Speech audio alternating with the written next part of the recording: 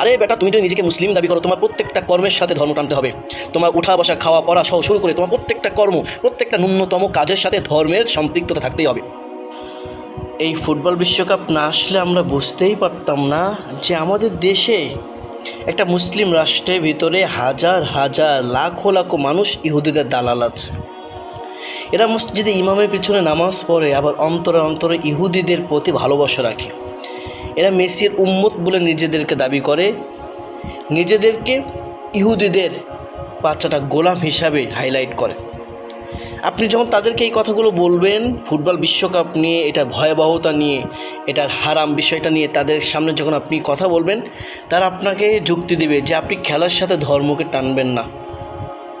আরে বেটা, তুমি যদি নিজেকে মুসলিম দাবি করো, তোমার প্রত্যেকটা কর্মের সাথে ধর্ম টানতে হবে। তোমার ওঠা বসা, খাওয়া পড়া সহ শুরু করে তোমার প্রত্যেকটা কর্ম, প্রত্যেকটা ন্যূনতম কাজের সাথে ধর্মের সম্পৃক্ততা থাকতেই হবে। তুমি নিজেকে মুসলিম দাবি করো বাদ দাও, নিজেকে কাফের বলে দাবি করো, বাস, তোমাকে কেউ কখনো ধর্ম নিয়ে তোমার সাথে কথাবার্তা বলবে না। আল্লাহ রাসূল বলেছে যে মুসলমান কখনো ইহুদিদের সাথে সম্পৃক্ত রাখতে পারে না। তাহলে আপনি নিজেকে মুসলিম পরিচয় দিচ্ছেন, আবার আপনি ইহুদিদের দালালি করছেন, আপনি মেসির উম্মত দাবি করছেন, আবার আপনি নিজেকে মেসির বড় ফ্যান হিসেবে দাবি করছেন। এই জন্য বলছি, ধর্ম আপনার সাথেই যাবে যতক্ষণ আপনি নিজে মুসলিম পরিচয়ে বড় হবেন, ততক্ষণ ধর্ম আপনার সাথেই যাবে।